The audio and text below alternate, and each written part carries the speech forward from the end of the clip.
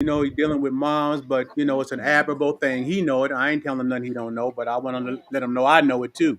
Yeah, I tell him. I Yeah, so will. Yeah, yeah, I told him. I told him. I think I was over there 2 days ago. I said, "Man, nigga, you gonna live a long time, nigga. And motherfuckers don't be looking out. yeah, They just don't. They got all the reasons in the world not to. yeah. I'm on now, honey. I can hear you. Yeah, Tay standing up. ain't no question. Ain't no question. But that he been standing up all his life though. That's how he been. But He been standing up all his life. nigga, my partner like a motherfucker. But I probably knew he would be like this. But he's so chicken shit. I didn't. You can't really see this side of the nigga. Oh man. Well, you That's must have that's. knew when he used to leave to go take his sons to school and all that. You must have Oh knew well, that. man. I'm saying, I was with all that shit. Right, right. I was able to see the whole nigga. You know what I mean? All the care he put in and all the fuck Yeah. you too. So Hey. it was just a beautiful experience, man. Yeah, I remember someone that called me. This is in the '90s, and one of my dad's friends. He say, "Man, I just want to tell you, man, how much I respect and proud of you about how you take care of your dad." I said, "Man, I don't want to be disrespectful to you, but I just want to let you know that a nigga can't call me and give me no awards about something that's normal to me. Taking care of my daddy is normal, man. I mean, I don't want no awards for that shit. That's like walking down the street to me. Shit." Yeah, well, But I understood what he was saying, but at the yeah, same time, I was just going to say, you don't yeah, know how many motherfuckers don't even think like that. yeah, but I just wanted to let him know, man, shit, it's an honor for me to be in a position to be able to, make sure my dad is cool. He was on dialysis. He came and lived with me in the mansion. He didn't have to worry about nothing, whatsoever. I made it possible for him to finish writing his novel where he didn't have to worry about nothing. He'd drive any car he wanted to drive, send him wherever he wanted to go. And, I loved it.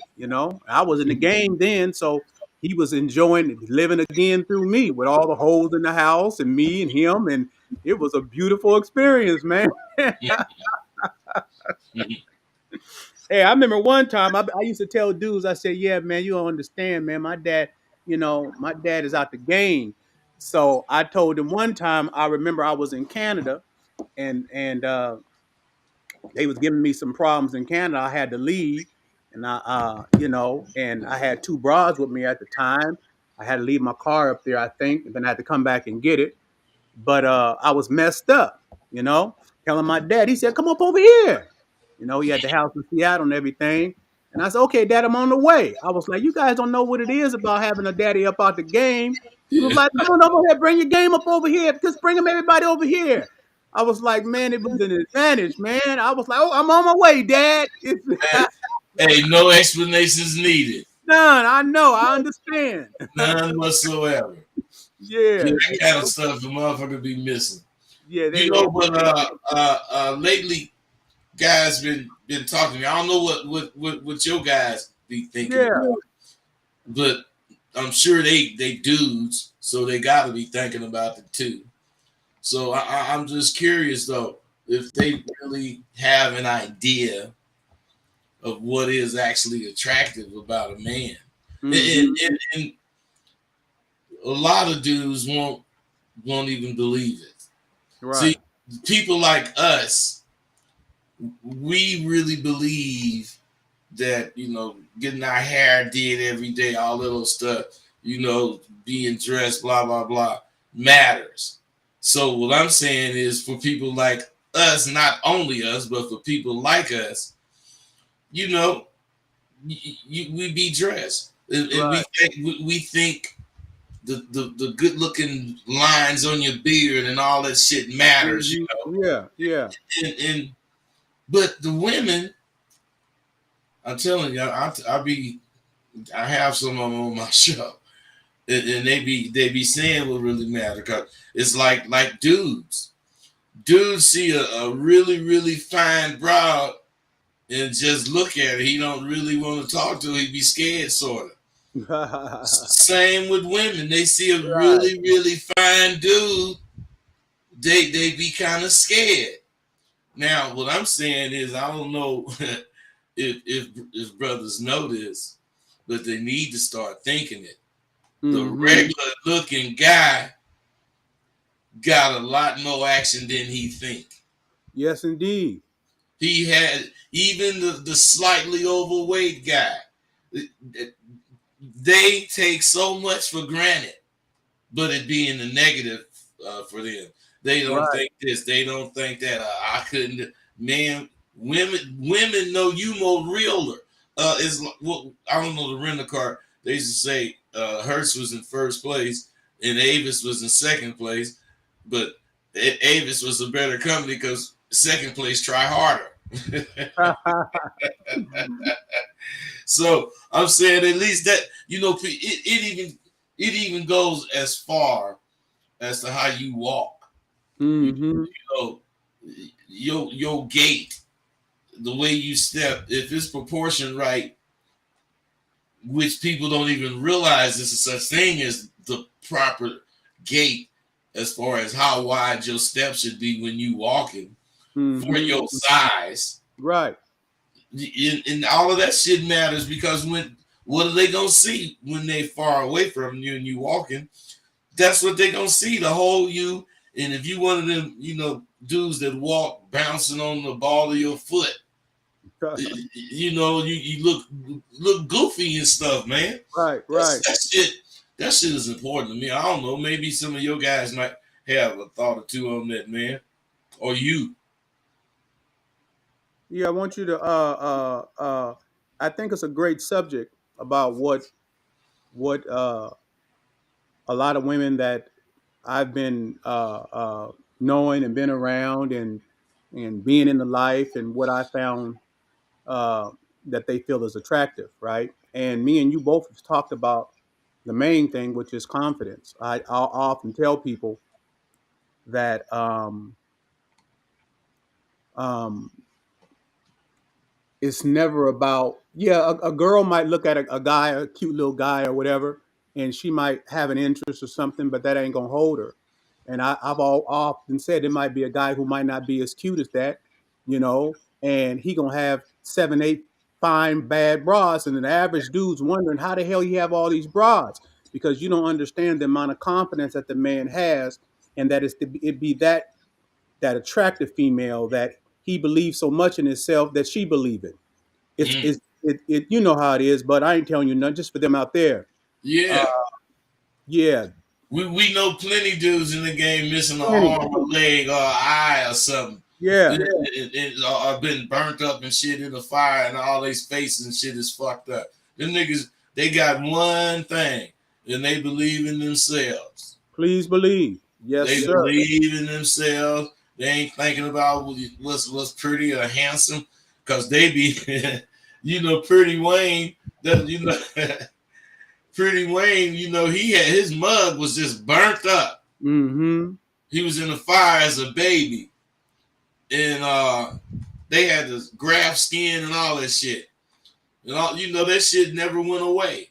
You could see it. And as he grew up, he just thought he was handsome, and he turned out and he was Pretty Wayne. And people used to call him Pretty Wayne. Yeah. Yeah, Wayne he was a motherfucker, man, and he was burnt up. Wow.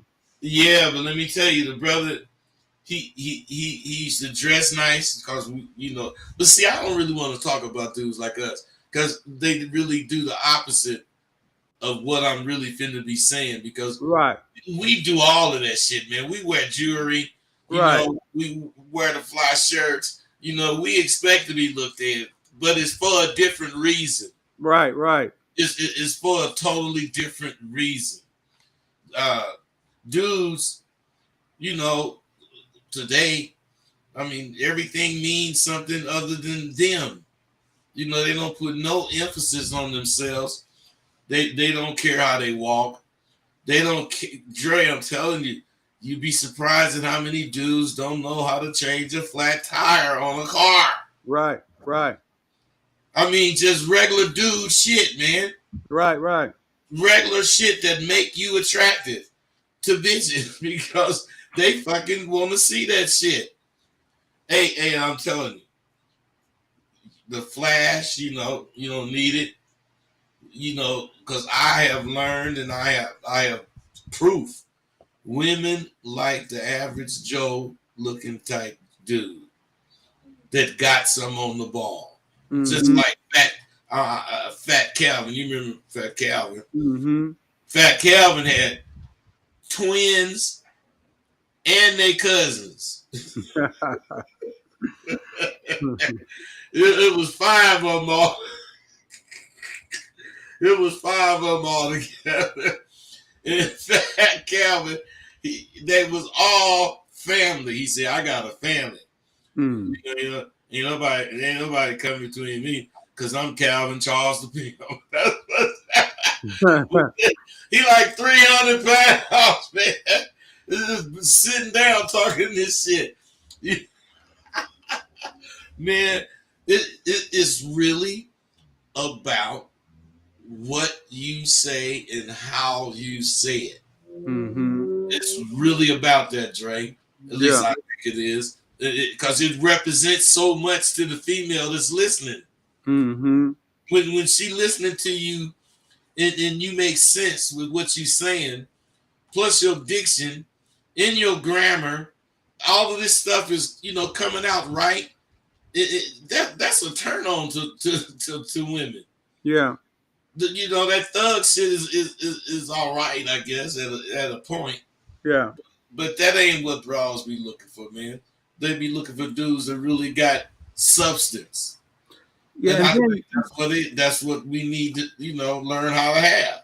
so let me just say this, in my experiences going through life, when I was a little young teenager, I used to feel like I can have every woman. I used to feel like that. I can have any girl. And when I got older, I realized that I didn't want just any girl. I didn't want every girl, right? And I didn't think I can have any one of them neither. What I realized is that there are different type of females. Um, Dudes knew when I was in the game, I was able, to knock from a different particular place. Let me just say this. Um, so you might have a ghetto female, right, or a broad that comes up out of the the community, right? And it might be impoverished there. That's that type of female, right? You might have a female that maybe she might come from a middle class family. That's that type of female. You might have a female that comes from a very wealthy family, highly educated. That type of female.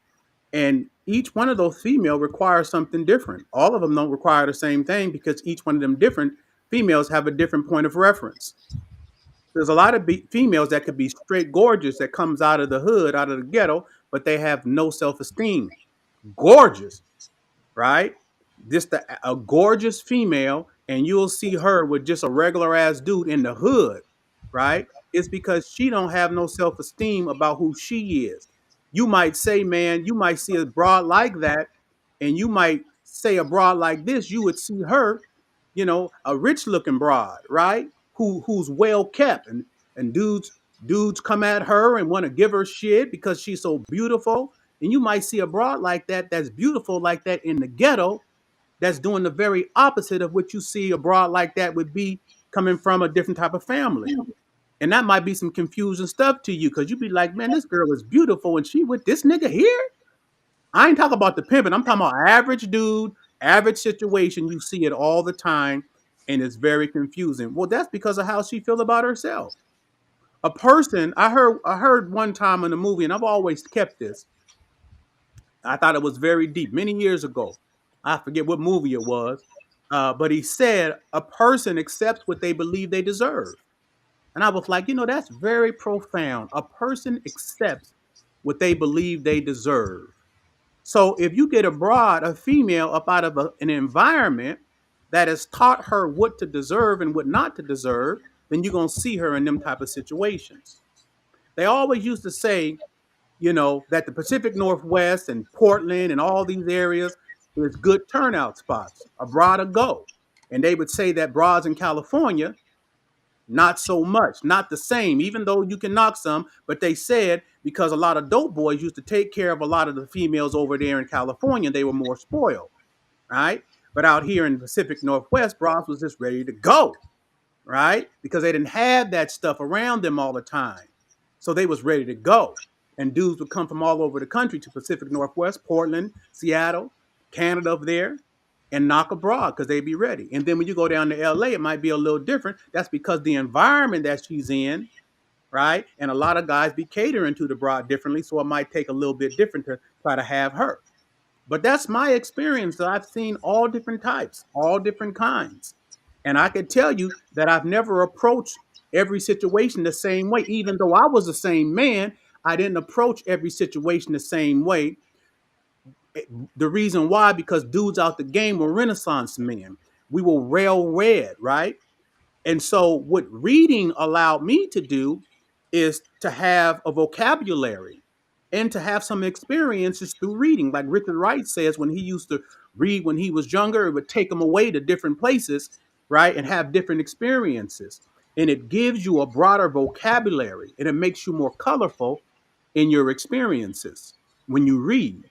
So if you're talking to a female, but you're very well read, but you don't have an education, she ain't gonna be able to know because when you talking to her, you're gonna talk the same kind of language as her. So the men that I came up around were very well read Renaissance men, right? When they had conversations, they was like, "Man, did you read such and such? Did you read? Have you read such and such? Have you read such and such?" That's why at a very young age, I was a prolific reader, right? And what I did is I mixed that into my knowledge of the streets. I brought that information and made me more well rounded to be able to communicate to all different types of women.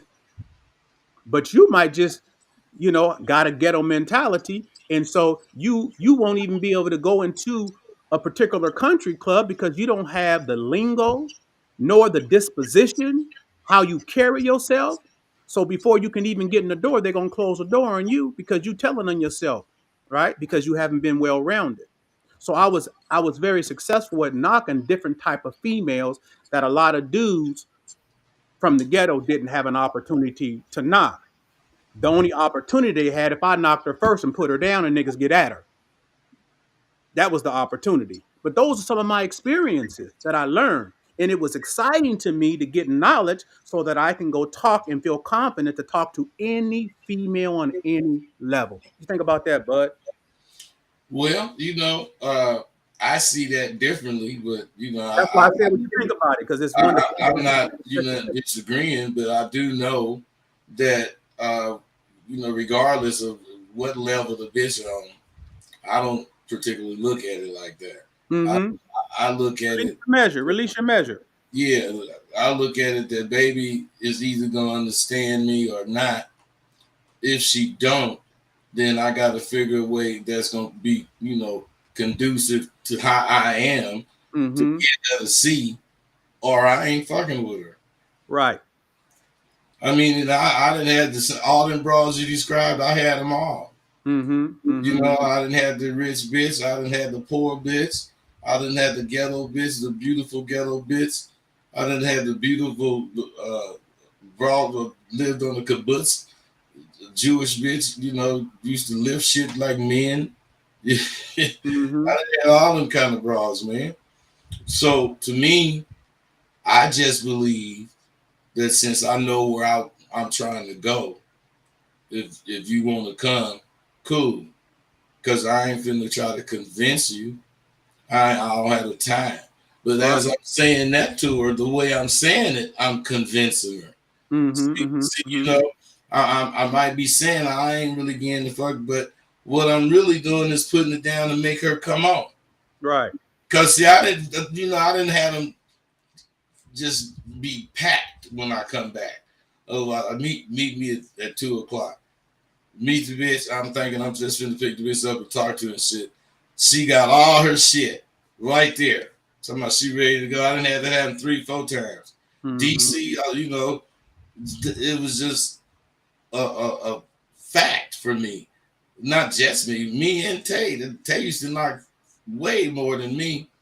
but I didn't have no problems getting at bitches as far as what to say to them, how to make the tone of the conversation right, how to my diction, all of that stuff, comes into play, and I'm quite animated, and I Mm-hmm. got a great sense of humor. So you know what I'm saying? I put it all together, and whoever it is, whatever mentality she has, Mm-hmm. I'm Mm-hmm. able to capture her because I can get her to come to the level I'm on. Because if they ain't on it, it's because they ain't been exposed to it. Right. And once you expose them to it and keep them exposed to it, they gonna be on that level. That's Mm-hmm. how we all we do that with all the bras. They get on your level, or you stop fucking with them. Mm. If they ain't on your level, you ain't gonna be fucking with them. So they got to be on your level, and the nigga ain't bowing down or bending over or trying to give you a cookie or whatever because you did what I said. No, it's real, and once you see shit like that, you actually start running into women like that. Mm-hmm. Mm-hmm. That's what I don't know. I guess the way your mindset works, uh, you get a whirl of that because I'm saying when you stop running into the bitches that need all the other bull, the crutches and stuff. Not period. You run Mm-hmm. into them, but you run into a lot of bras that's receptive to where you coming from. Maybe because you know how to see now. Sure. You know what I'm saying. You know what to look for. They all have telltale signs and let you know whether or not you can fuck with Say. Let me give a perfect a scenario. Say you coming up out the ghetto, you hustling, trying to get into the game.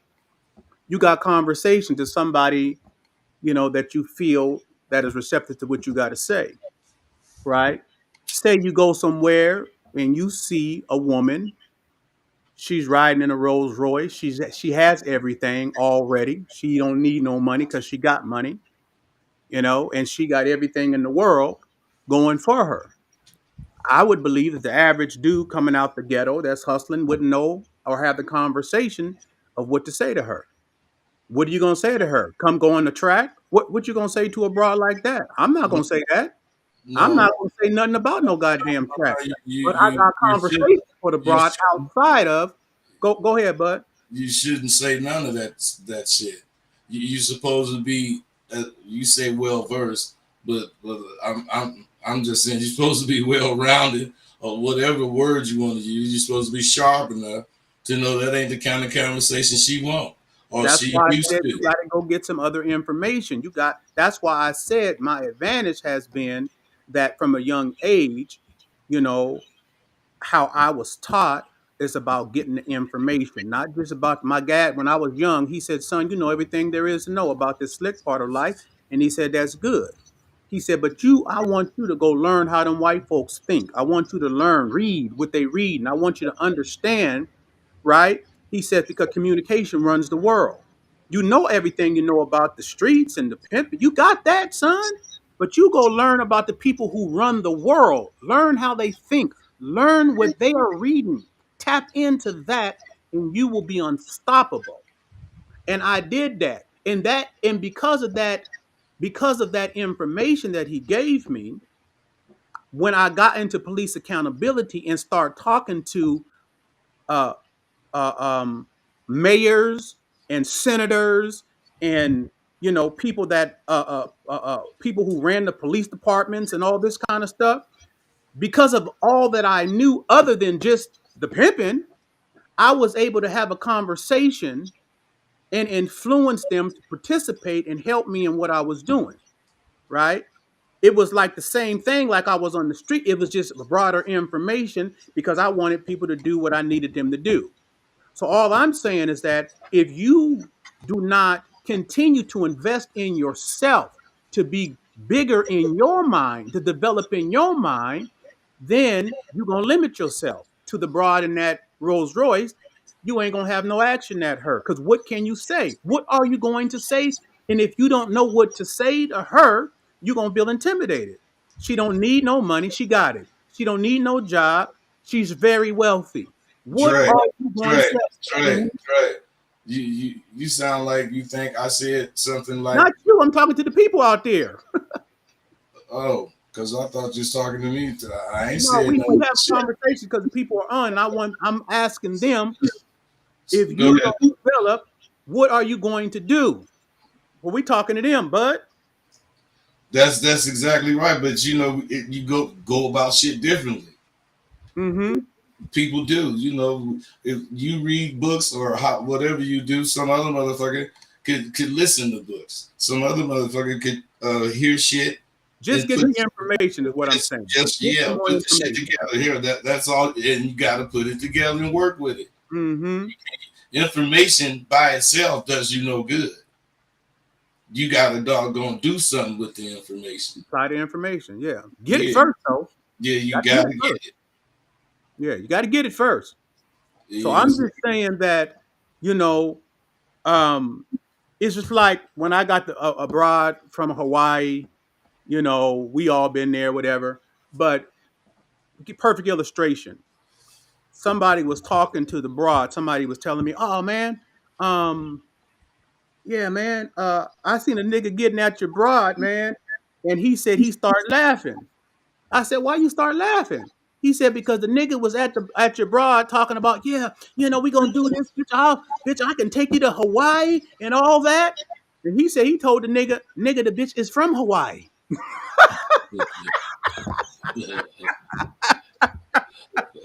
So, so, so, Dre, you crazy. so what I'm saying is that Yeah. it's important. See, because what you thought, he thought that was big. He thought him because of the type of broads that he was talking to, right? Because Right. the environment that he was used to being around, and because he hadn't developed who he was. So he felt him saying something that was big to him was big to her. That's all I'm saying. You got to be very, very careful that you are investing in you, that you are developing your mind, that you are growing, right? Because the more you grow, the more you know, the more you experience, right? The more confident you will be, and the more you'll be able to have as to utilize information to be able to get what you want for your advantage. The less you know, the less impactful you're going to be. And it limits you to the type of environments that you're going to have access to. That's what I know. That's for sure. Because you restrict yourself because you don't feel you qualified. Please believe. Please believe. Please believe. So that's all I'm saying is it's very, very important, you know. And I know guys feel like some guys feel like, you know, I just don't want you to feel. I want you because this generation is very, very sensitive. This is the most sensitive generation out of all generations. This one here, I'm talking about particularly black people, black men, very sensitive, right? So sensitive that if somebody tries to correct them, they become offended, right? Because those are characteristics because you don't know what it is to be around a man and how men deal with things, because men reason together. When a situation happens, you reason. That's how man thinks through his knowledge. A woman, generally, because God has made her emotional, that ain't nothing bad. For her, it's bad for you because that's who she is, and she's operating out of her emotions very powerfully, driven powerfully because that's what God created her to be. But you don't operate out of your emotion. As a man, it makes you look weak. So when somebody tries to correct you and give you some information to lead you in a direction, instead of you accepting the information, applying it, and growing, you get offended because you feel like I ain't gonna let that nigga tell me nothing. Because that's a woman's characteristics. That's not the characteristics of a man. Me and Rosebud be here, shedding our time with you, spending time with you to try to get you and lead you in the right direction. You're supposed to receive that information, right? And apply it and grow and let it work for you in your life. You don't get offended.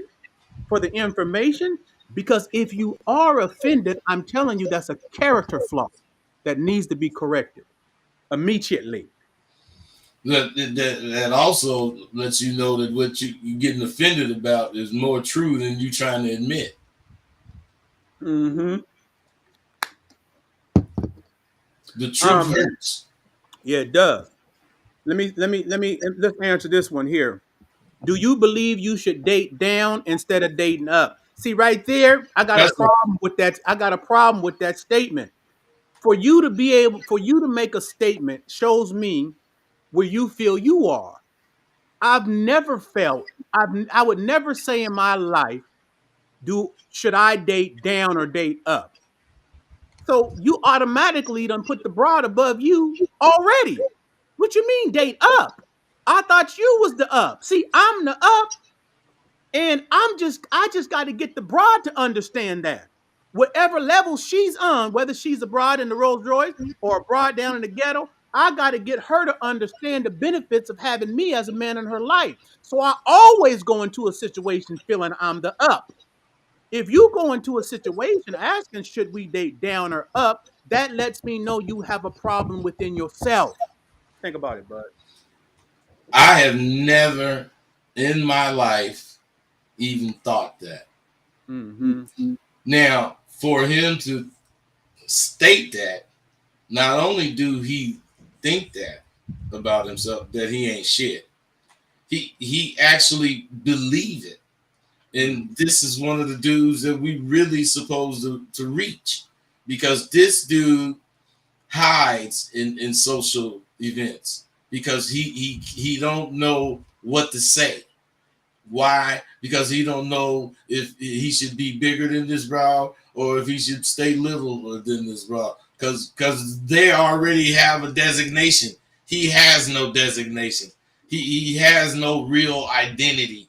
So he's giving them an identity, whether it's the one up or the one down. They at least qualify.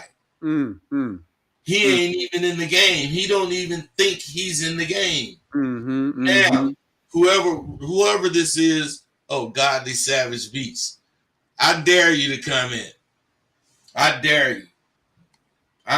We ain't arguing. I just want you to comment and tell me how much of what I said was wrong. Dude is very introverted.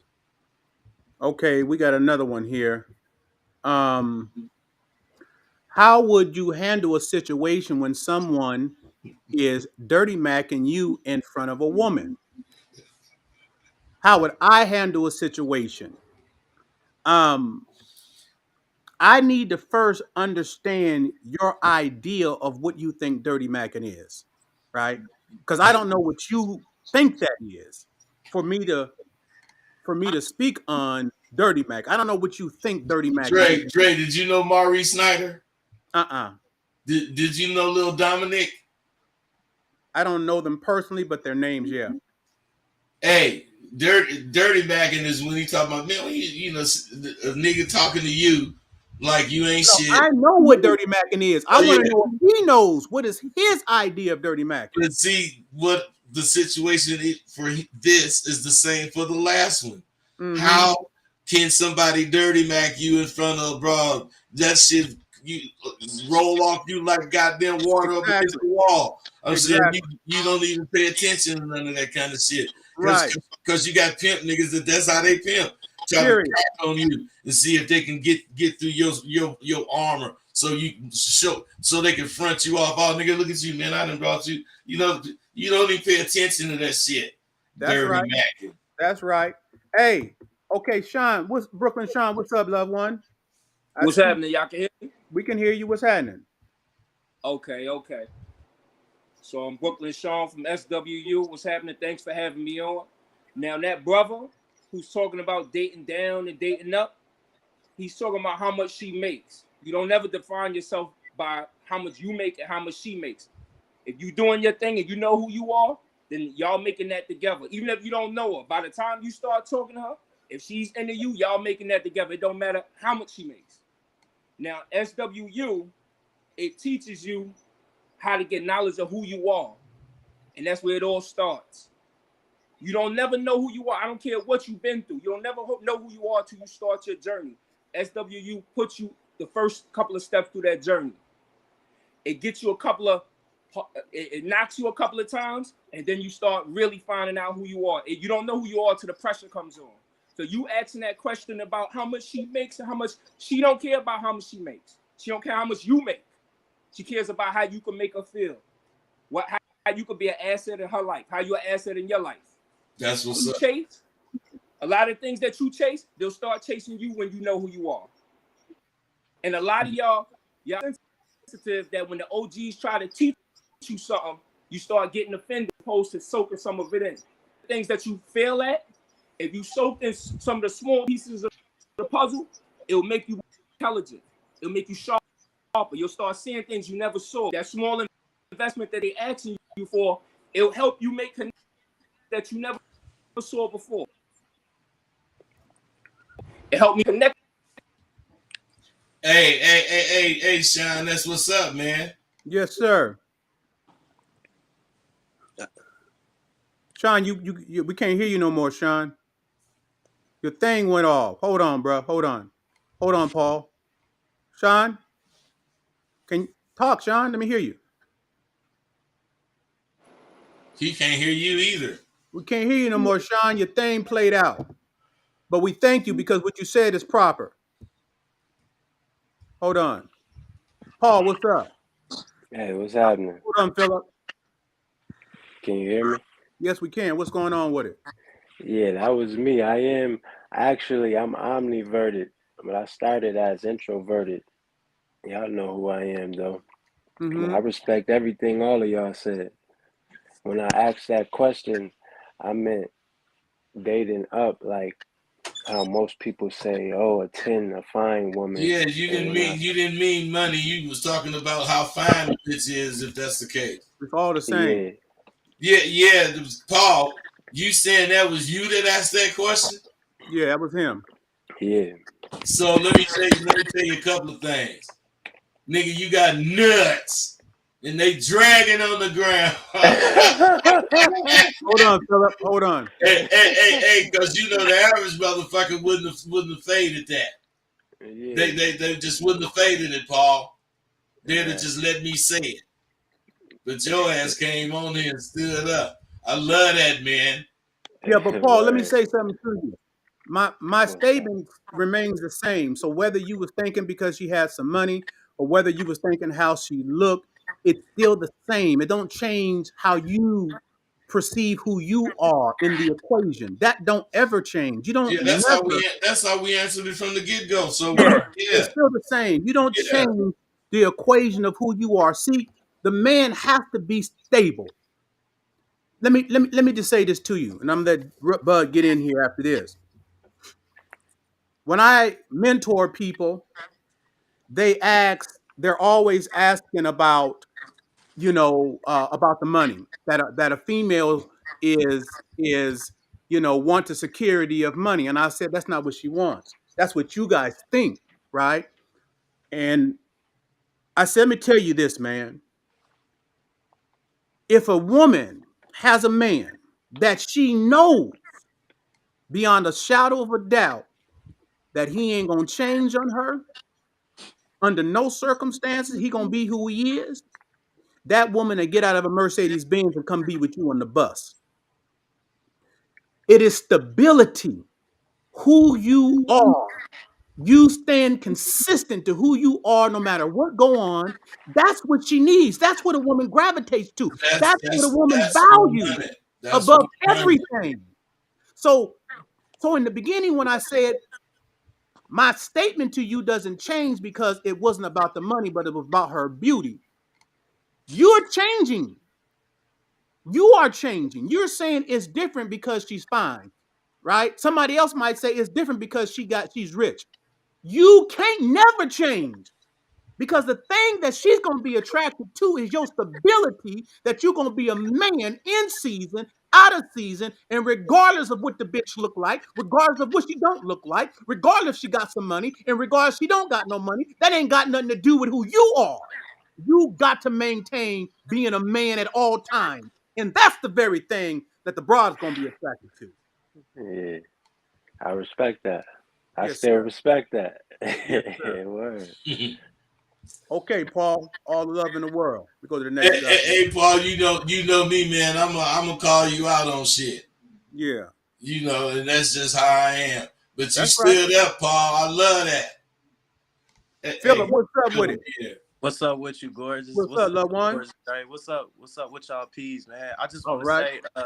say, Rosebud and Dre, I appreciate y'all for everything y'all been doing.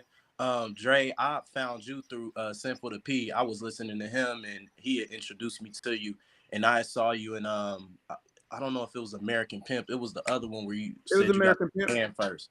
Your movie, Oh, oh, American. oh, oh, my thing. Yeah, yeah, yeah, yeah, Yeah, yeah. your movie. Yep, yep. But I'm coming on here today because I was wondering. So I'm dealing with a lot of well, I've been dealing with a lot of vices in my life. Um, not to be too personal, but one of them is two of the main ones is marijuana. Well, three of them: marijuana, porn, and video games. Porn, I'm starting to like let that go gradually, but I just graduated from college, so I'm still in that that battle with the weed and the video games. My I have other outlets, other positive outlets that I'm doing, like meditation and stuff like that. But the thing is, I'm not being consistent with it. So my question is, how can I as a man, get into a better mindset to where I'm putting my positive outlets first over letting my positive outlets um, outweigh my negative outlets, my negative Hmm. vices. Hey, bro, can I be blunt? Hold on, Brandon. Go ahead. Can I be blunt, bro? Absolutely. What you need to do is realize you be lying to yourself a lot. You make yourself believe shit because you just want to believe it. Because the things you saying, you've already given them a hell of a lot of thought. So if and they're right, they're correct. You need to get rid of all the vices. But what I'm saying is, Dre and any other person, when they realize something like whatever the vice is, when they realize that it may not be gone tomorrow, but it's gonna be gone the next day or something like that. You get what I'm saying?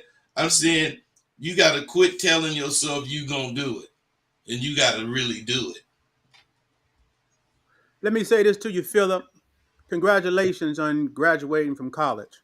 Yes, For sir. I sure. appreciate it. Um, when people when are applying for a job, you know, the reason why they like it if a person is graduated from college, because most people graduate and they never go into the job that they graduated with the information they graduated with, right? Or the subject, right? But the reason they get hired is because employers are looking for something very specific.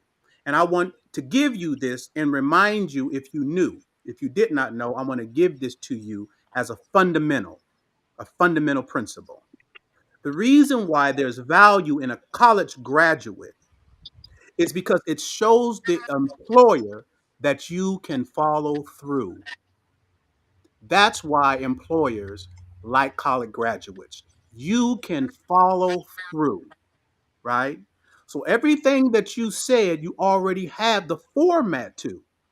You know how to follow through. If you graduated from college, you applied yourself, you disciplined yourself, you did everything that it was required for you to do to graduate.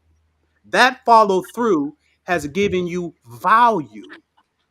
It is a fundamental principle. Whatever you did before to manifest graduating is the same thing you do in every one of those things that you just said you have issues with.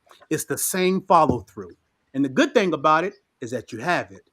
It ain't nothing that you got to go get. You already have it. But you haven't looked at it like you have it. That's why I'm giving it to you. So, Mm, what you've done, if you've created an anchor, in my class, I teach about short, attainable anchors, right? Something that you've accomplished. That's a short, attainable anchor. that gives you confidence in achieving the next thing because you could look at that short, attainable anchor and know you've done that. And that's going to push you to doing the next thing. And by the time you look back, you got all these anchors that you've accomplished, and they become fundamentals. So that's all I want you to do. Think about what you did to achieve the objective of graduating, and all those things you've asked, apply those things to that too. And you have your answer, loved one. For sure, for sure. All the Thank love in you. the world. Hey, what do you think the number one thing you did to graduate? Probably I didn't give up. Now I didn't complete it. I didn't complete college in 4 years. I did complete it in 6 years. But during that time, I did. I let a breakup get in my head. I went down in the You dumps. ain't got to worry about what you let happen. The question was, what did you do to achieve the goal? All the other stuff don't even matter no more because you've achieved it. Probably just didn't give up. I just kept What did what I could. Not the bare minimum, but I did enough. I did enough you to graduate. achieved. You achieved. See, you underplaying yourself in just the way you're explaining that. My point is there was something you did that really allowed you to complete that college, and I think it was accept what you wanted. You accepted the truth. Once you really accept the truth, and you realize that's what you want, that's what you're going to get. But Mm-hmm. until you accept the truth, you just gonna be saying whatever about that subject. You gotta just completely accept what it takes to get rid of the weed, what it takes to get rid of the videos, what it takes to graduate. I mean, it takes the same thing for all three of them. For That's right. anything, Well, you just gotta make yourself see you worth that. I'm expecting from a good report from you, Brandon. I'm expecting that. I'm expecting to hear from you how you done conquered anything that you wanted to do because you have it in your mind to achieve whatever you want to do and don't never let nobody take that away from you. You have it. You hold on to it. Don't minimize your achievements. Them is yours. That's your anchor. Fight for it because life will try to make you undermine your own self. You have done that. Congratulations, son. Let's go conquer some more. Absolutely, absolutely. One. Thank you. One love to All right. y'all. You know it. Brandon, what's up, loved one? What's up, man? How you doing? I'm well. I'm well. That's good. That's good, man. Um, I don't really have anything to say, man. I just appreciate y'all for like all the work and everything y'all do. I know that y'all get the credit a lot and everything, man, but I'm a type of guy that I implement everything y'all say. I've been following y'all for a long time. I really just haven't, what I'm saying, reached out or anything like that because I'm, laid back. I just do my things in the shadows. I'm a natural born hustler, grinder. You know what I'm saying? I make it happen. Uh, I don't really have no, I wouldn't say weaknesses, vices, or, like any like things. Like I get the women I want. I'm making the money that I want to make. I'm getting, I'm just like, I'm an action taker. So that's what I've been doing, man. I'm ex-military, got my bachelor's degree in business. I'm in trucking right now. I'm on track to make over 200K this year at 30. And in the next 24 months, my plan is to get to $500,000 in income. The way I'm gonna do that is I'm gonna add multiple trucks to my fleet. And next year, beginning of next year, I'm gonna go to diesel mechanic school and open up a trucking yard. And I wanna I'm gonna get a Yukon Denali and just rent it out to my cousins so they can lack and stuff like that. I can make passive Mm. income that way, man. You So got you got a really good start because yes, sir. that plan sounds well thought. Hmm. Sounds like you really have an idea of where you want to go, and you sound like you can get there. I'm for you. Yeah, me too, I'm family. with you, bro. I wish I can get everybody to fully think. He didn't thought that through. That's critical thinking. Hmm. Absolutely. Let me ask you a question.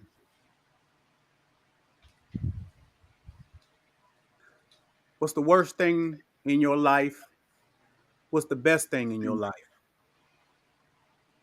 Me? No, No, Brandon. Brand. Brandon froze. He got to call us back. He froze. Oh, Yeah. Brandon, hit us back because you froze. well, let me answer that question. For me, the worst thing in my life is actually realizing how little time I have left.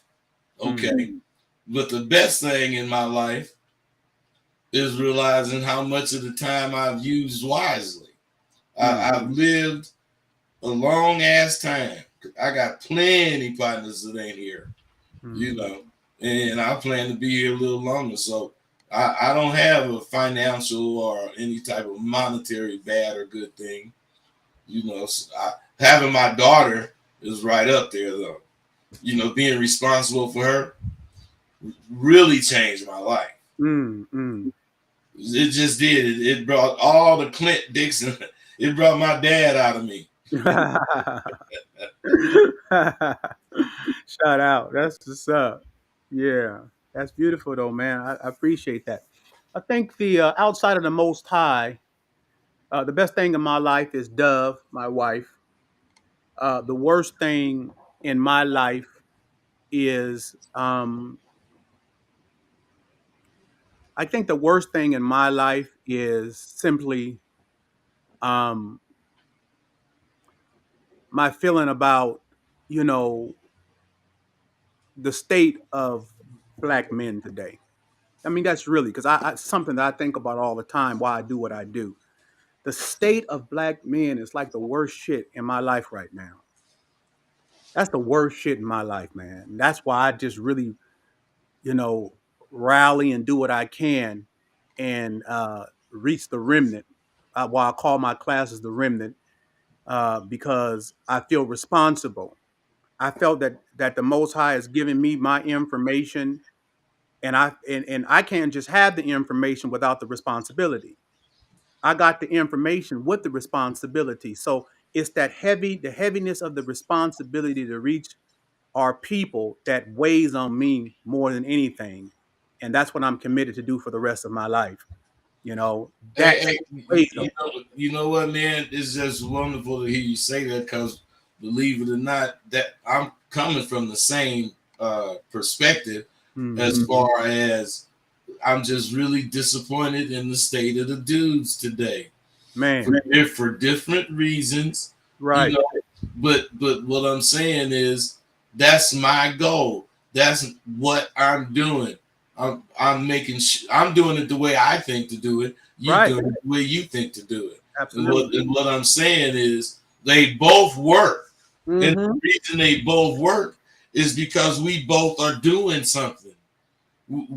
He's doing whatever the hell he need to do so he could be him, and I'm doing what I need to do to be me. And Yeah, what that does is keep you a fresh motherfucker because you always moving, always doing something progressive. yeah.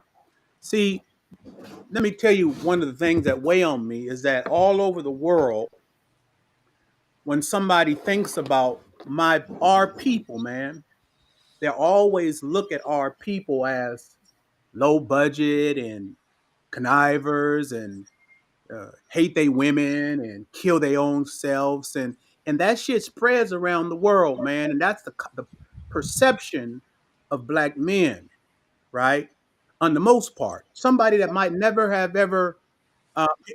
It's like, um, I was seeing this Mexican guy. He was on YouTube and he was very powerful and he was talking about the racism and why a lot of Mexicans are racist.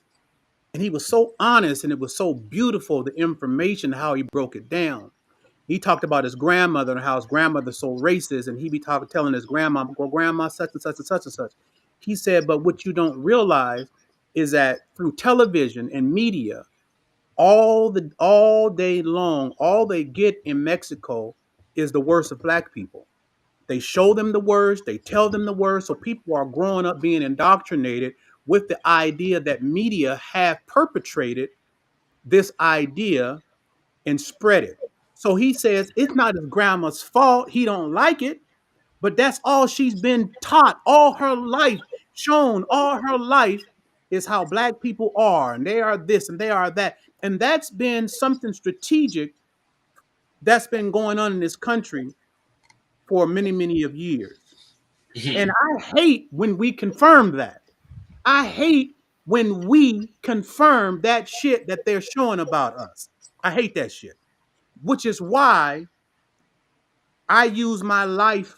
You said we, for different reasons, have this care for our people and for the state of black men in particular. Black women too, but in particularly black women, black men. I use my life, where I've come from, and I try to put myself on display. All my shortcomings, all my sins, all my failures, all those things, so that all of my successes will illuminate even more light.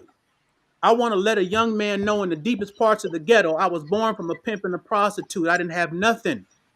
If the world thought that I was the scum, the worst of the world, my my future didn't look good as far as they concerned. But look what I've been able to achieve. So you can do this. And so what I do is try to teach out of my own experience. This is what I did. This is where I came from. This is why I'm relatable to you, no matter how deep down in them pits and them vices that you are, no matter how ugly it is for you, because it was ugly for me. And this is what could happen for you. And this is how I did it. This is what I learned. This is how I operated. And here are the receipts for you, that I'm not just preaching to you like a lot of preachers in churches going to be preaching to you, but they really, really ain't got no receipts, right?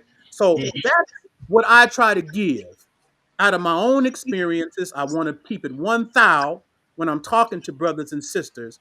And that's why I always talk about all, as Sinful would say, as you love when he would say, all the F's on my report card. Because I know a lot of us got F's on the report card. And I don't want the system to continually beat you into the goddamn ground to make you feel like you're nobody. Because I'm somebody today. And they said I would never be anybody. But I made them submit. I made them submit in the worst case scenarios. And I've been married for 25 years. And I was a pimp with 8 hoes, an international pimp, big, a millionaire pimp. Did all of it. But you don't have to allow whatever you did yesterday, whatever your ills were, whatever your sins were, whatever your mistakes were, to define you. And I'm a living example that you don't have to be defined by your yesterdays, because there's a future for you, black man. And I'm showing you the future. I have big shit out there in the game. I have big houses, all that shit, cars and all that. And I ain't missed a beat, but I've been through federal prison. I done been broke. I done had to live with my my grandparents, but I done been subjected to kidney failure twice. But here I am still shining on them people, still shining to let you know that there's a future for you, black man. Even if they can't understand you, even if they put you down. Rosebud ain't putting you down. He got a class for you to go to elevate you, to give you this truth. That's why I got a class for you to go to elevate you, to give you this truth. They continually selling that you ain't nothing. That's why you need to be in class, because we continually selling that you somebody. You can't keep hearing that you nothing. You got to get you some information to know how to be somebody in this world. Please believe. Yeah, Dre, see, you know what they really need to understand and what they really need to get is just how similar we the fuck are, but how different we relate or relay our message. Yes, indeed. Because what I'm saying is, I boast all that shit, but I do that to put myself on Front Street so that all the things I'm successful at will be brighter. Yes, indeed. Because they're looking at me too, not necessarily fail, but that's what they're looking for most motherfuckers to do. Why? Because they not really to where they want to fully critically think shit through. Mm-hmm. And I'm like this. I'm a dude. I'm a cuss. I'm gonna be like I'm on the corner, but I got a master's. I got a 4.0 GPA. All my time in both my undergrad and my graduate work. I know how to be smart. I know how to talk to motherfuckers with doctorates.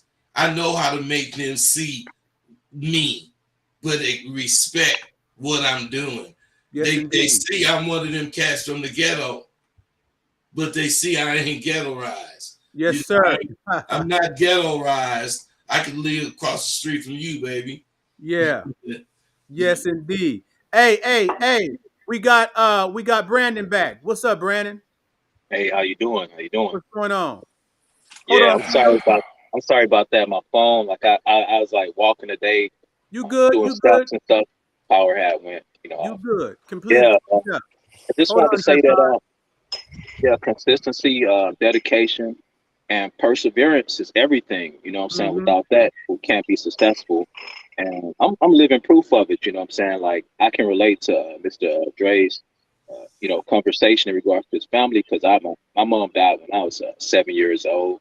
And I was raised primarily by my father, who was in and out of prison, but he was, he taught me one thing, well, two things. He taught me the principles of manhood and a strong work ethic. See, my dad was is a diesel mechanic, and so I learned work ethic, working hard, and a lot of principles related to manhood. And I joined the military at a young age, got in a lot of trouble there. Went Mm-hmm. up to captain's mast like 3 times because they couldn't handle me. Um, and then after I got out the military, San Diego, I decided to stay in San Diego for 7 years. I started a junk removal company, and what I'm saying, ups and downs, made 6 figures. I lost it all and decided to get in trucking like literally three Give and us, a half give us, years ago. give us, give us two things that you want to share with the people. Give us two things that you felt are the things that directed you in the direction that you are in. Give us two Grit, things. uh, grit. The ability to really, really want it, because no amount of coaching or help can help a person that doesn't want it. You got to really want it. It got to be in your belly. It got to be something that you know what I'm saying, you want, because there's so many obstacles and setbacks that are going to come in life. A lot of setbacks, you know what I'm saying, but you got to be able to get it. And another principle related to stacking up bread, uh, live well below your means. Even if you're making $200,000-300,000 a year, live like you're making less than $10,000 a year. You know what I'm saying? Live like that. Don't wear anything Tay, expensive. Tay would Stay. have a problem with you saying that right there. I got a problem with it. Yeah, Tay would have a problem with you saying that. But let me just say But one thing. why live below your means? Well, so you can stack up more money and you can invest Hey, that money into. bro, my brother passed with the pandemic, not the the pandemic, and we watched him stack hella money. When he died, he had 40 houses. What I'm saying is, what good did it do? Now, the only thing I can say is he did not live below his means. He lived like he was wealthy and he Mhm. went every motherfucking where. So what I'm saying is, for him, he died. He just had so much money, he died and left it all. But I'm Yeah. saying, if you really living below your means, you ain't got it like that. You Let me got say this. Hey, let me say this. I want to say something about what you said earlier, that you got to want it, and no amount of coaching, right, Yeah, can help you with that. But I disagree with that, because sometimes when you coach people, it sparks them to want it. See, sometimes people don't have a point of reference because they come out of an environment where everything is negative, and so they feel like hopeless, right? But then when you let them know, listen, there's hope. And they said, there's hope? God damn, really? Yeah. Man, I didn't know that. All my life, I've just seen hopelessness. Yeah, but let me give you something. See, that's what the classes do. So when you yeah. give them something, it gives them a different perception of life, right? So I understand what you're saying, but I wanted to add to that and let you know it's not totally true, because sometimes people don't know why they should desire, why they should want, because they come out of a background that everything was totally negative. They never had no support. They never had nobody lead them in a proper direction. So they have to learn why they should want, why it's important for them to have respect for a man and for a woman. Why? When they've never seen it in their life. But when you give them some information of why this will benefit them, then they say, I didn't see it like that. How many people have we talked to, Rosebud, and they said to us, I didn't see it like that? All of them. All of them. So it's not necessarily true. But Brandon, I got to go. We got to get to somebody else, loved one. Come back in a Hey, little one bit. thing I want to emphasize is sometimes a motherfucker don't know. That's what I'm trying to say. They Yeah, just don't know. some motherfuckers don't know, and once you tell them, they wake up. They wake the hell up. Like death to life, baby. That's the truth. Okay, loved one. Thank you for that. Cam, what's up with him, loved one? Hey, what's going on? How y'all doing tonight? I'm well. What's happening with him? Yeah, Cam, and to your point, it's like if somebody went to Brazil and they speak in English and they ain't never heard nobody speak English before, and now you here and you trying to explain McDonald's or something like that. They never been outside the jungle, Mm-hmm. so it's the first time being exposed to something like that, you know. Yeah, yeah. But I mean, first off, I want to say I love this show. Um, Honestly, I think y'all the two realest people with the show on the internet, because a Bless. lot of the people that you hear and that you see, they just speaking a lot of possibilities. Mm-hmm. They never been out there doing this stuff. You know what I'm saying? Like you got people talking about, this and that, but you guys actually have verifiable proof that you've been doing what you've been doing. And so I believe that makes y'all just the cream of the crop. So I, Blessings. I love what y'all doing. Yeah. Uh, Bless. appreciate you, Thank you, Cam. Cam. so you got it. So to your point, earlier you were talking about a woman, and like I told you last time, Dre, I'm just now getting into your material, Mm-hmm. and you had a video that I watched from start to finish. It was called "Give Not Your Strength to a Woman," Mm-hmm. where you went in detail about that. And when it comes to women, they're constantly testing you from the start to see if you're going to give away that strength. It's the same thing that Bud was talking about with the confidence. When you first walk up to somebody, then you get in a relationship with somebody, they throwing tests at you, trying to see if you really want to stand up to the test of what you've been saying that you are. Mm-hmm. So I would really advise that people take a look at that video. It's dope. Yes, And it then is. also, I wanted to give you two. You talk about your relationship with Dove, right? Mm-hmm. And I think that's a wonderful achievement to be with somebody that amount of time, because you really don't see that anymore, you know. And I don't think it's a coincidence that you see that you don't see that anymore, because of the fact that a lot of men don't have the strength to maintain a woman. Mm. So my question to you is, how have you been able to maintain that over the years? Like, how have you been able to keep sparking her interest, to keep her, uh, just into you for that amount of time? So that's Uh, my question. because I've never changed. Hey, I've hey, never, hey, I don't mean to cut you off, go Dre, ahead. but he just said it, but I'm gonna say it the way we used to say it, Dre. Mm-hmm. The way you catch them is the way you gotta be to keep them. Ain't no goddamn question about it. Hey, you gotta be just as fly 40 years later. You Mm-hmm. know, Mm, whatever was fresh when you was young, not that same thing, but that same idea is fresh now. You Mm. know, right, right. you just you know you just never change. Be true to yourself. Go ahead, Dre. I didn't mean to cut you No, off. no. I'm sorry. I mean, it's true. I just ain't never changed, right? And because you know what I'm able to see, what guys I teach this too. What guys don't understand is what a woman desires more than anything. If you believe in the Bible and all of that and everything, concepts in there that Eve she listened to the serpent Satan, and Satan said, "Don't eat of this because God knows if you eat of it, it's going to give you knowledge.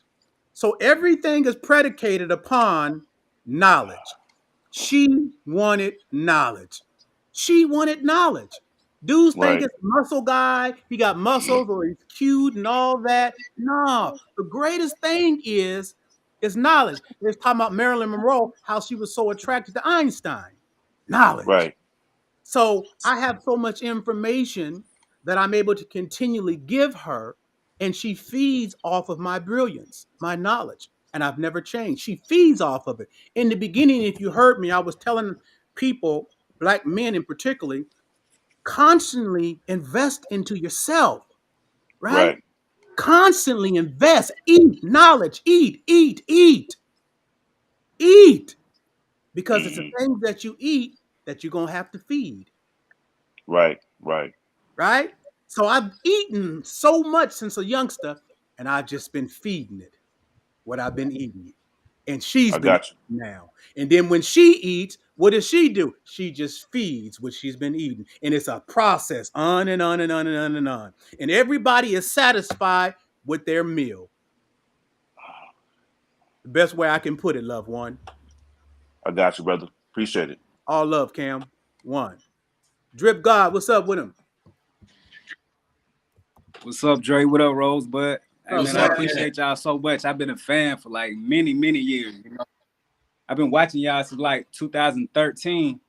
But That's what's up. I just my basic question was, how does how does somebody, how does a man like stop being pimped by like friendships? You know, show like having so much like expectance towards your day ones, thinking that they're actually gonna be there for life, thinking that you actually like gotta save your friends and be there for them for your whole life. And then by the time you look up, you like in your mid 20s, and everything that you thought was important in the past, it doesn't even matter anymore. You Hey, know, hey, like I can be bro. the smartest. Oh, okay. Yeah, Uh, go ahead. life.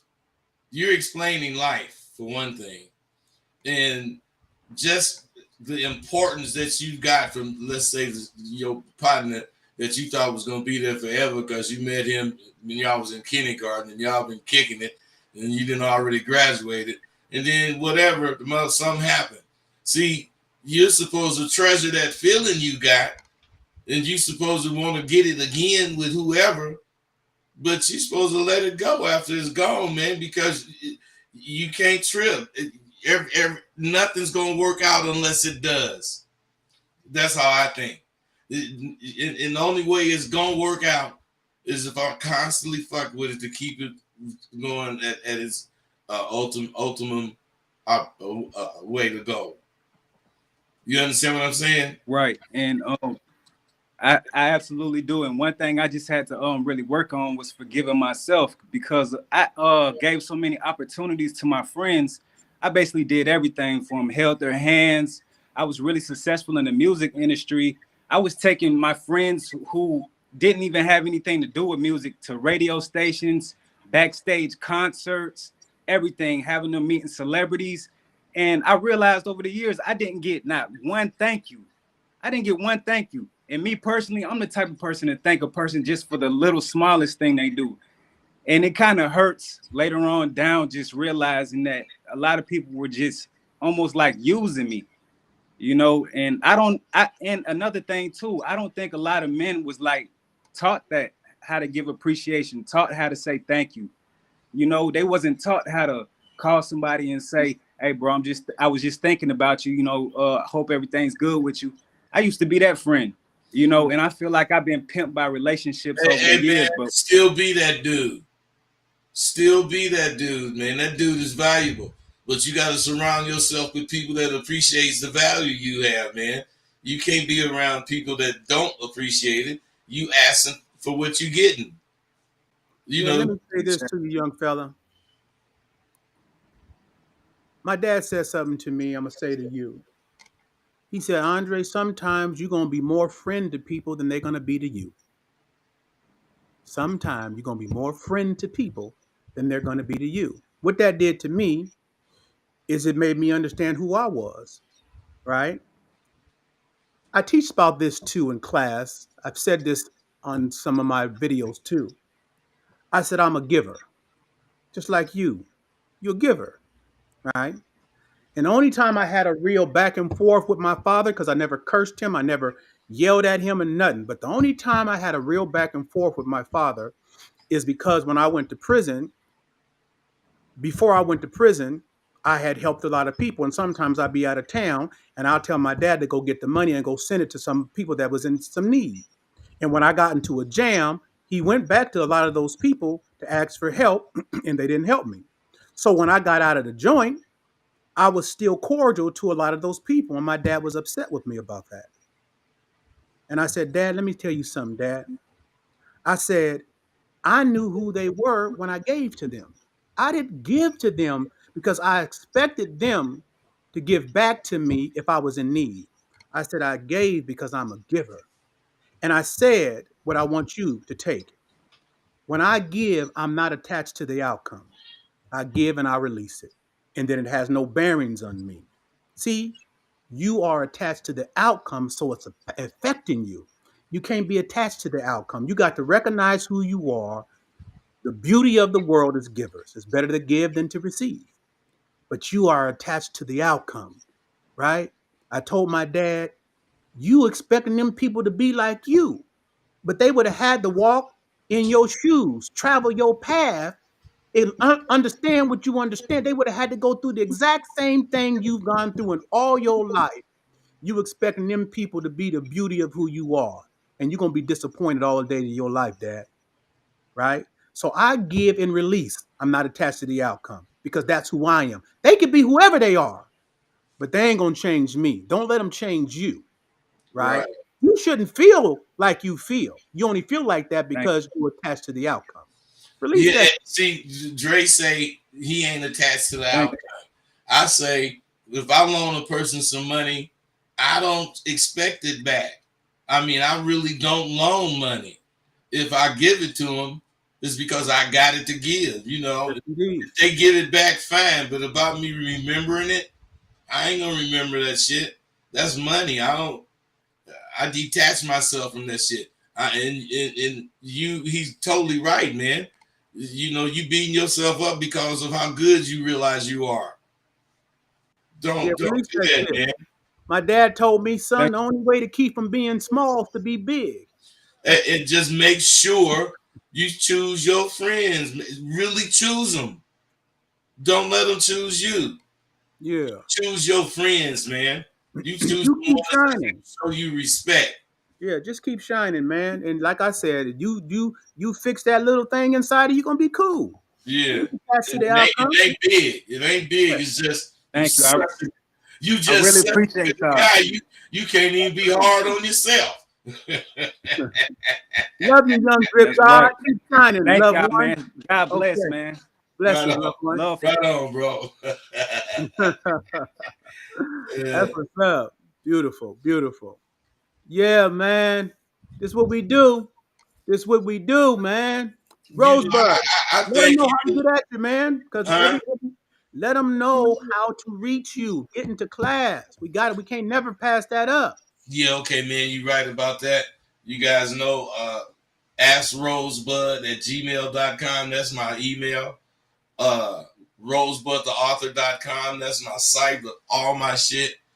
And Sidewalk University is getting ready to start another semester in July. Mm-hmm. So there's plenty of room for you. Get It's up in 90 there. days, you know, so it ain't you're gonna be messing around, you're gonna be serious. 90 days, but when you get done, you're gonna be a new man. Ain't no goddamn question. My class is on Monday and Friday. 7 p.m. Pacific Standard Time. That's West Coast time. Mondays and Fridays. I do a live YouTube class every Monday and Friday. You have to be a member. Mondays and Fridays, 7 p.m. Um, on YouTube, just right here. So you guys get in the class, man. We got a lot more to go into and to give you. We talk on different things, different subjects, all kind of things, man. So you got Rosebud over there with Rosebud and I. No matter where you at, you can't miss, right? You can't miss. Hey, the thing about it is the subject of being romantic. You might see this particular video that Dre did that you like, but then he titled another one on being romantic, and you say he just did one on being romantic, and you pop that baby in, and it's a whole hour and a half of something totally different. That's what's up. Because it's so much to talk about any one subject. Yeah. It's so much you can never end it. So don't stop. I've been doing this 15 straight. Yeah, see, the real don't never run out. The Exactly. real don't never run out. It's the fake that run out. It's real don't run out, man. We ain't never gotta have to think of what to do or what to say or what's the best move to make. Hey, Because man, put our mind together and we doing it. ain't no question about it. Any more questions up in here? You guys want to come on? Come on in here with Rosebud and I. If you guys got a question, put it in there. Be an opportunity. Something's on your mind. Come on. Get laced. Yes, Ain't indeed. nothing wrong with it. Oh, Brooklyn is back. Okay, what's up, loved one? Brooklyn Sean, what's up? What's happening? Y'all can hear me? Yeah. Y'all can hear me? Yeah. Y'all can hear me? Okay. I just want to say this real quick to Drip God. The way that you are, the way your heart works, the way that you are, that's why you in the positions that you in. And since your friends behave the way that they are, that's why they end up in the positions they in. The second thing is that here's a spoiler alert. I can guarantee that the things that they teach, like the things that Bud teaches in the course, and I'll guarantee that the things that Dre teaches are nothing like what you see on the show. They get really in depth. This is just scratching the surface. So those of you who are interested, y'all could go in a little bit. It takes dedication. If you're not serious, then all you're going to get is the surface stuff. As Buzz says, all you're going to get is the crumbs. They give you the real meat and potatoes once you enter the door. And that's it. Yeah, thank you, Brooklyn, man, Sean. Good looking out, Brooklyn Thank you, good Sean. looking. And let me just tell you, man, we don't spend no whole bunch of time trying to convince nobody and all that kind of stuff. Oh no. Give you the information. It's yours to decide if you want to do it or not. We are, that's just what it is, it's everything breaks down to value. If you could see it, you could see it. Come break bed. If you can't, then keep it pushing. Now, we ain't tripping off of that shit. You know what I'm saying? So I don't want you to think that, we over here like a pastor going to take 4 offerings.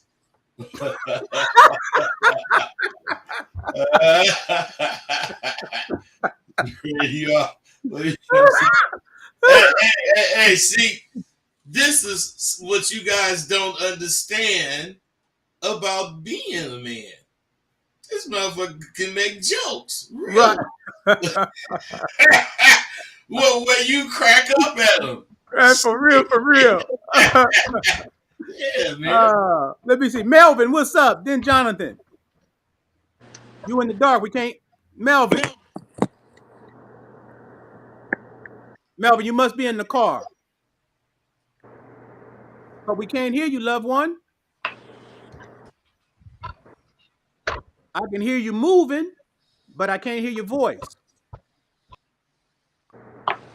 Okay, Jonathan, what's up? Hey, what's going on, fellas? Can you hear me?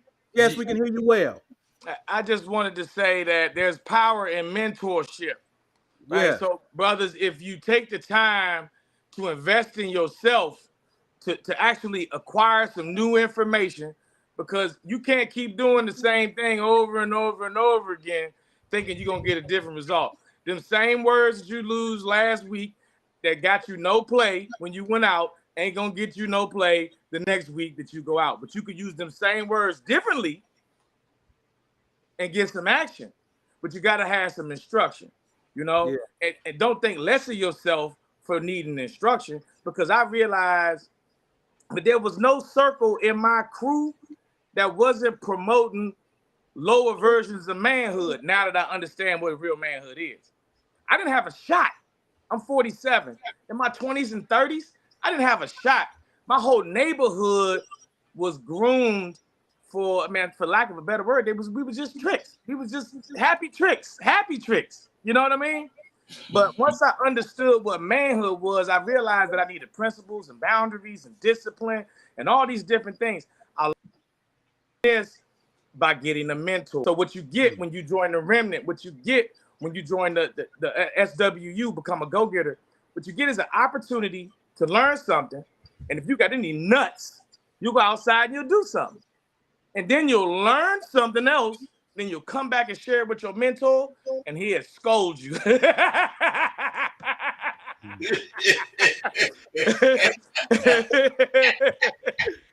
then you go out there, and you go get some more of it. You know what I'm saying? You go get you some more of it.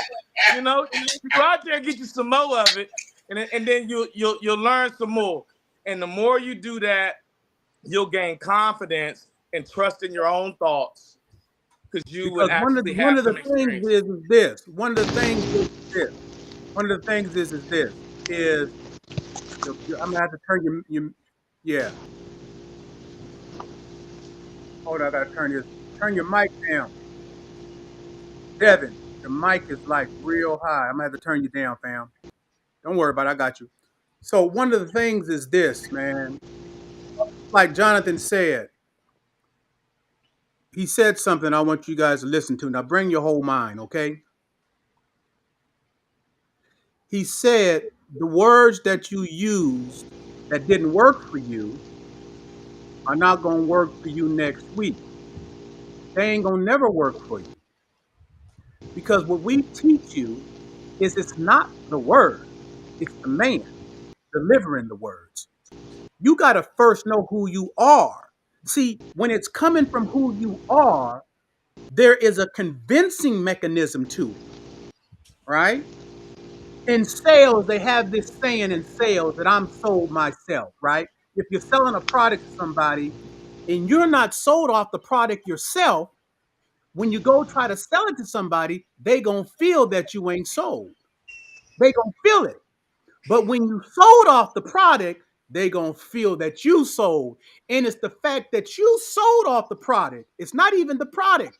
It's the fact that you sold off the product that's gonna convince them to even give it a try. So that's why I say the words ain't gonna work, because they're just words. The man has to work. And then the man could deliver whatever the words are, because you sold yourself. Those are facts, man. Selling yourself is key to the game. What I realized is that you have to have a certain mannerisms as a man in general. You know, those are those key triggers that inspire a woman to follow your lead, because she sees something in you that just naturally just triggers her. I think, Dre, you said something earlier. She get out the Benz and go get on the bus. You know what I'm Yes, saying? indeed. You know, Yes, she get out the Benz and go get on the bus for her man. yes, You know, yes so indeed. a lot of that stuff, it might be going over some brothers' heads, but that's because you got to get ingrained in this type of mentality. You know, Mm-hmm. and it comes from taking losses, man. Because it's only two ways to learn something. You either gonna pay for it or you gonna earn it. You know, so if you pay for it, you can go to college. You can pay for some type of trade school. You can pay for mentorship, which is what we're talking about here, right? Or you can do on the job training. You know, meaning getting off the curb and getting out there. You could do an apprenticeship underneath somebody, Let me or you let me could just go take some losses. let me hit you with something. Let me hit you with something. The only way you're gonna know knowledge, period, is you're gonna pay for it. Yeah, The only way, period, is you're gonna pay right. for it. That's right. You're gonna pay for it through your errors, you're gonna pay for it through your mistakes, you're gonna pay for it one way or the other. You're gonna pay for what you Not know, what you necessarily don't know, monetary. you gonna pay. It ain't just monetary. You gonna Exactly. pay for it one way or Exactly. the other. Exactly. All Exactly. right, Jonathan, let me get All right, somebody y'all. else All that right. All will right. take Peace. you. Love. What's up, fellas? Oh, what's up, loved one? How you doing? Yeah, I just had Hey, what's something to up? say to that dude, Drip God, who was having issues with his friends. So let me tell a quick story. So I got an uncle in my family. He's been an alcoholic since he was 14. I won't go too much into his backstory, but he's the kind of dude. He was intelligent, but he was always broken, effed up in the game. As long as I known him, he's always been getting some type of check. Like he would fake disability to get a check. He had an apartment and stuff like that, but like oftentimes I'll see him panhandling for quarters, that kind of stuff.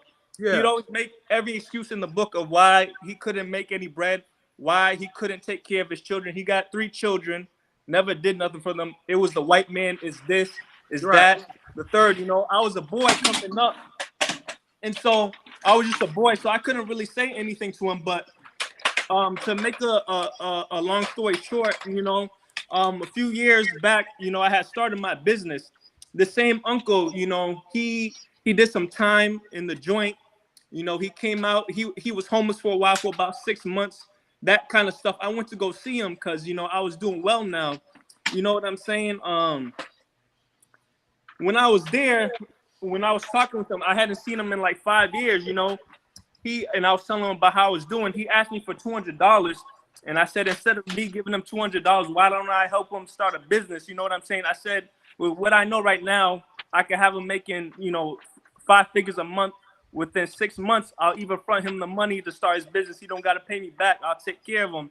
And he pretty much said F me and cussed me out, etc., etc. You know what I'm saying? And that made me realize that even though people go through things, people, they are where they are because of their character oftentimes. You know what I'm saying? I mean, Mm-hmm. sometimes there are circumstances that happen to us outside of our control, but it's our character that ultimately defines our altitude. So to Drip God, I'm saying, like, those people, and you're like, you shouldn't feel bad for them. If they got in their heart, good things will manifest for them, is what I'm saying. That's what's up, Mike. Mr. O, I love you for that, loved one. I see you in class. Yeah, see ya. One. Devin, what's up, man? We got you back. Melvin and Hey Paul, man, hold on. there's a storm going on around here. It's okay. We Anyways, got you. cool. Well, I just wanted to say there was no way I could have possibly imagined how much I was going to transform from Bud's course. Just from how much I've changed already, I can't imagine how much I'll change to continue. But it's gold. It really is dope. And I feel bad for Mm-hmm. anybody who's going to be missing out on the next semester. So, way to We go, Bud. appreciate that testimony, man. Thank you for We that testimony. appreciate you, Devin. Thank you, I'm going to Devin, do my man. We best. appreciate it. Thank you. You know what? Paul, you back. What's up? Hey, what's happening? I was still listening. I heard you saying something earlier about the woman wanting the knowledge, and I respected that. I wanted to add something to that because I learned that when she took that knowledge, she was doing it for her man. She was doing that. She seen that it was pleasant for food, it was pleasant to the eyes, and it was a desire to make one wise. And that's everything that a woman wants for her man. So that's the reason why I respect y'all, because the biggest thing that I give to a woman, any woman that I'm with, is myself.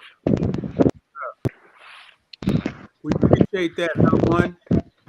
All love, Paul. Come back on, man. We get to these other folks, man. Melvin, what's up? What's going on, Melvin? Melvin, What the? Oh, can you hear me? a little bit. Your phone, you kind of You switching. outside, man. The You wind outside. blowing. Yeah, you got the wind is on. Can't really hear you that well. Let me take Talk. care Let of me it. hear what you got to say. I think it's a volume or something. It's what? Hello, Bob. Do you got? This is Melvin. I'm here in representation of the Saints from Marquardt Devon Burton, the Saint and the Sinner. And he put me onto your content. And I want to ask a really important question. I can't hear you, but I'm pretty much sure you can hear me. and I want to ask a pretty much important question. What you suggest for someone who's looking to date more productive women that you're attracted to, and the ones that are also financially stable, the ones that can enable you. You get what I'm saying?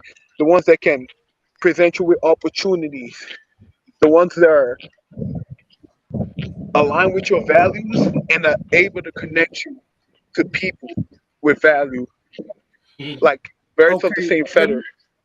let me say something to you, Melvin.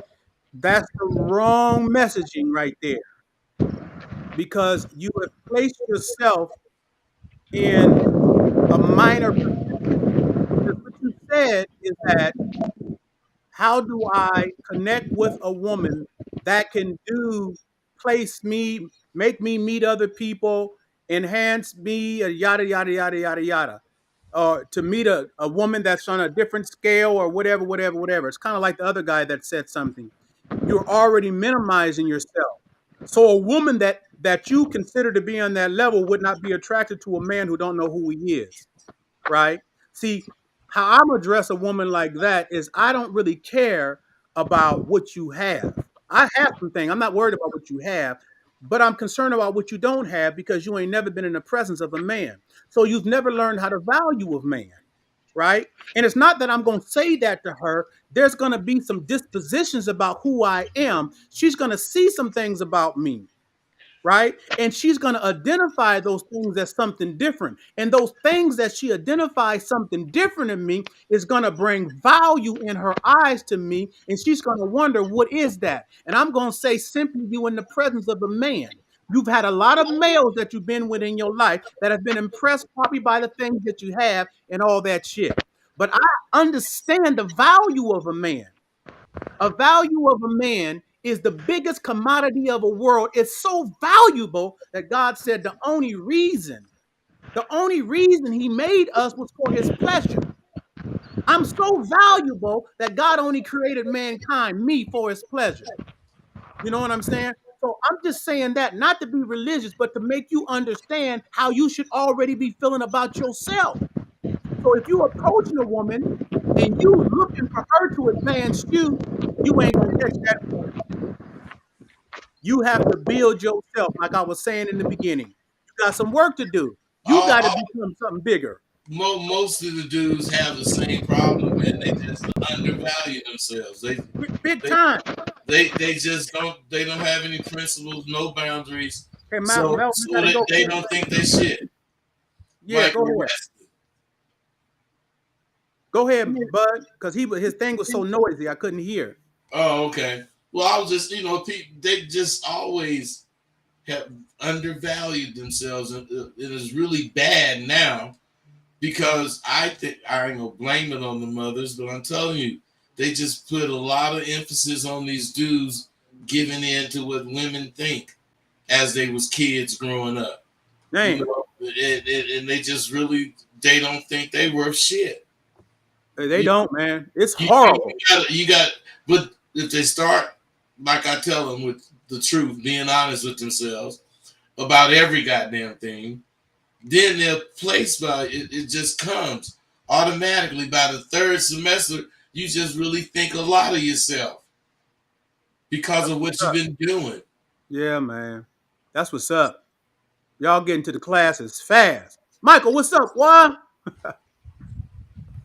A whole lot of great, Godfather. What's up? Oh, What's up, man. Uncle Bud? Hey, now what's happening? Man, a whole lot of great. Hey, I've seen all these people from Sidewalk University, and I'm like, man, a remnant got to get at least one remnant got to get on here, right? That's right. We so secretive with the information. That's why we be so So, secretive. Y'all don't be secretive. It's okay. man, so one thing. Go ahead, Mike.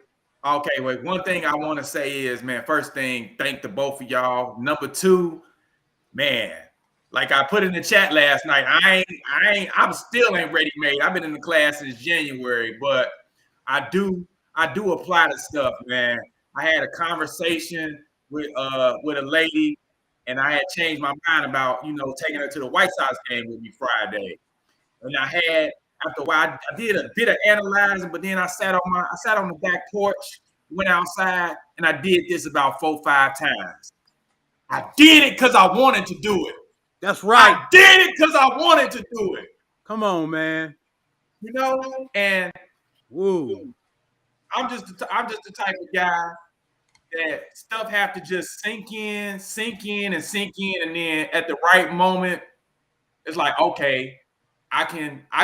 But the thing unique about me is that when I'm in a situation and I can just go and be with myself and reflect, that's when that light bulb moment pop off. Remember the lesson about the guy he told you about why he keep doing this? Right. What did he tell him to tell him? I did it because I wanted to do it. That's right. That's right, Mike. That's it, man. That's all I wanted to share real quick. Just to let you know, man. Y'all always need reinforcement about whether or not we are actually applying this stuff that y'all teach. Yeah, man. It's always good to see it. Yeah, Mike. See you in class, loved one. Holla at you. Peace. Let me break down what he was saying. So you guys that don't know, let me break it down. I had a person I was mentoring. He was a businessman, successful. Had his wife. He had 3 kids, and he was a philanderer. You guys don't know what a philanderer is? A guy that go picks up different women and stuff. Have a lot of women, right? And he came to me one day and he says, "Andre, man, I went out there and I messed with another woman again. I don't know why I keep doing this." And I told him, "Don't ever say that to me again." He said, "What?" I said, "Don't ever say that to me again." He thought I was tripping. I said, "As a matter of fact, I want you to say something." He said, "Okay." I said, "I want you to say I did it because I wanted to do it." He said, "I did it because I wanted to do it." I said, "Say it louder." I did it because I said, "Say it louder." I said, "Say it louder." And he yelled, "I did it because I wanted to do it." I said, "Do you feel the man come up out of you?" I said, "You feel the man come up out of you?" I said, "I'm not talking about right and wrong right now. I can't even get to that. I got to get to the man first." I said, you came and said to me, "I don't know why I keep doing this." You could be in that place for 1,000,000 years. I need to get you to the man. And the man is, I did it because I wanted to do it. Now, once the man is there, now we can have a conversation, because now you got the power to do something about whatever you're doing. Once you take responsibility for you being a man, I did it because I wanted to do it. I said, now I can ask the next question. Now that you're a man, now that I'm talking to a man, and now that you've been accountable for who you are, now I can simply ask you, do you want to keep being that kind of person? Because now you got the power to do something about it. Once you take the accountability and the responsibility of you being a man, that's why Mike said, I did it because I wanted to do it. That's the man coming out. Yeah. Omar, what's up? Omar, you in the bed? What's up, man? I don't know what's up with Omar. He laying in the bed and shit. I don't get it. Anyway. He really chilling listening to us, huh? Yeah, man. Well, I guess you can go to bed and listen to us kicking. I guess. What is this here, man? Let me see. What value is the woman supposed to provide to the man aside from the physical and the childbearing capabilities? How do we know when she is worth our time and effort and or the right one? See, that's something you got to know within yourself. If you don't know, listen, man, when I see something that I want, I know it. If you don't know what you want, I can't tell you what you want. I know what I want. I know what I like. I know what I don't like. Right? You don't even know what you want? That's the first thing you got to learn, man. How are you going to get what you want if you haven't described it to yourself? If you don't actually know what you want, how are you going to get it? You got to first know. I can't tell you what to want. I know what I want, and I'll go after what I want. You said, what value is the woman supposed to provide to the man aside from physical and childbearing capabilities? right? What value do you want her to provide for you? That's something you have to decide. Every man is different. I expect a woman to be what I want her to be according to who I am. You gonna have to want a woman to be what you want according to who you are. But you gotta first get to what you want. You don't know what you want. I know what I want. He might not know who he is either. Well, that's a problem. That's why you need to get in class. Yeah.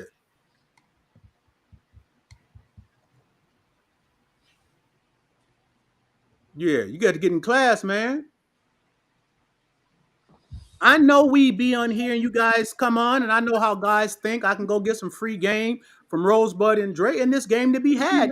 Yeah, we gonna share with you, and that's the goodness of our hearts. Gonna share some good game with you and everything. But there's you youngsters got that saying. There's levels to this shit, man. There's levels to this shit. Yeah, we gonna sprinkle you some good shit, and that's good. But see, your problem is that you don't value knowledge like you do entertainment. That's your fucking problem. Entertainment is the biggest value to the black person, the black man in the whole world. And that's the problem. I've said it before. Problem Y'all is be waiting for the next they don't want it all. mixtape. They don't want it all, Dre. They just want a little bit. Man, y'all see the value in being entertained, right? That's why the white folks can do what they can do to black people, because all they know, they need to just go give them some entertainment and they'll pacify the average black person. Just go give them some entertainment. The niggas will all be focused on this entertainment while we sending satellites into Jupiter and sending satellites into thousands of millions of miles away and shit, discovering other planets. Them niggas will be over there waiting for the next mixtape. Are you serious? That's why my class is only for the remnant. I'm not out here trying to reach all y'all. It's only for the remnant with me. You know what I'm saying? That's why I ain't got no problem talking about go somewhere else. My class is only for the remnant. This ain't for everybody. I'm here for a selective, the cream of the crop, a selective. And what's the cream of the crop? Seekers of knowledge, seekers of information. Even the Bible said, they that hunger and thirst after righteousness, they shall be filled. I ain't here for everybody. I want the seekers of knowledge who want to be the best, like Rosebud said. Somebody who want it all. Who want it all. You feel me? You don't want it all. You just want to be entertained. Yeah.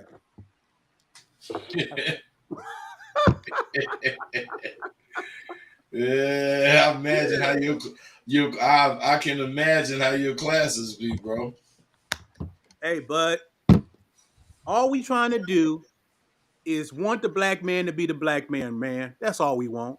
We want to empower him. Get back to where we started. You see? Because we just started.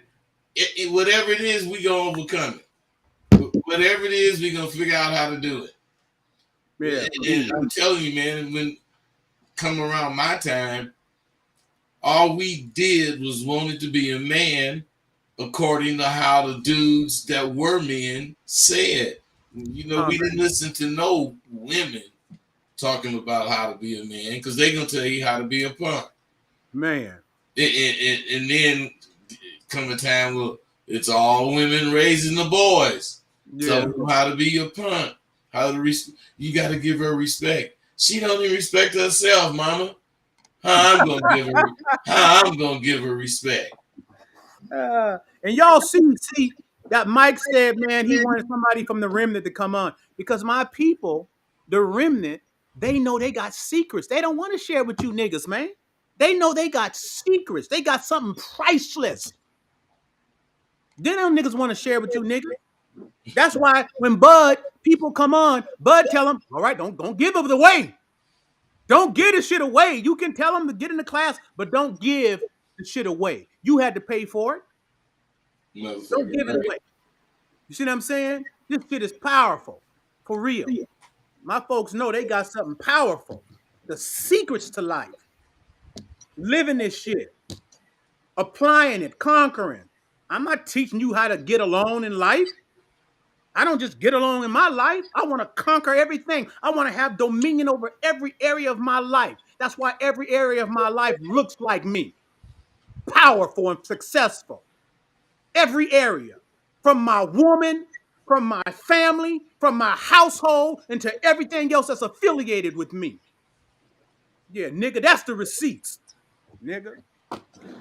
And you got him. And you got him. You feel me? Yeah, that's what we gonna talk about. So Yeah. at any rate, Bud, I'm not gonna hold these folks for longer, man. I just want to make sure that we come on here every week to get you guys motivated in your life to be all you could be, man. And there's one thing that I want you all to know. I co-sign everything, not every goddamn thing. Sometimes Dre be saying he could walk on water. I But can. but what I'm saying is, hey, I be quiet because ain't no sense in both of us trying to say the same thing. The man be spitting such, real shit. You know me. If I didn't think it was right and I didn't really believe in it, I'd be the interrupted him. Man, me and Bud be on here. Look, me and Bud be on here, and I co-sign him as a man. Period. That's enough for me. That's enough for me. As a man. I can't co-sign everybody as no man, man. I just can't do it, and I'm not gonna do it. He ain't gonna even try to do it. No, it ain't gonna happen. Hey, if every motherfucker could be one, it wouldn't be as big of a deal as it is. That's shit. Real shit right there. All right, man, Okay, yeah, I'll give you guys one more. Oh, that somebody said they want to do one more call. Come on, I'll give you guys one more. Then I gotta let Bud go, and I gotta go. I ain't gonna keep Bud in here all night. Bud got business to take care of. Thank you, brother. You sign up for the class on YouTube, right? My class is YouTube Mondays and Fridays, 7 o'clock Pacific Standard Time. Right by the subscribe, you got to push join. Sometimes you got to use your laptop or your computer because sometimes the phones, for whatever reason, YouTube sometimes don't let the phones sign up. Bud's class, he'll let you know right now. Hey, all you got to do is hit me, askrosebud@gmail.com, and let me know you want to get in. Then I'll give you the PayPal information, and you just hit it, and I'll send you everything you need. That's and what's then up. You come in on the 1st of July, and then every 3 months that 1st. And I always start on the 1st. So let's go. Let's go. Let's go. Bud, you my dude. I love you, baby. I love you. Hey, man, same here, man. Stay down. We gonna do that. All right. I'll holler at you. We see you next week, y'all. You know it. One.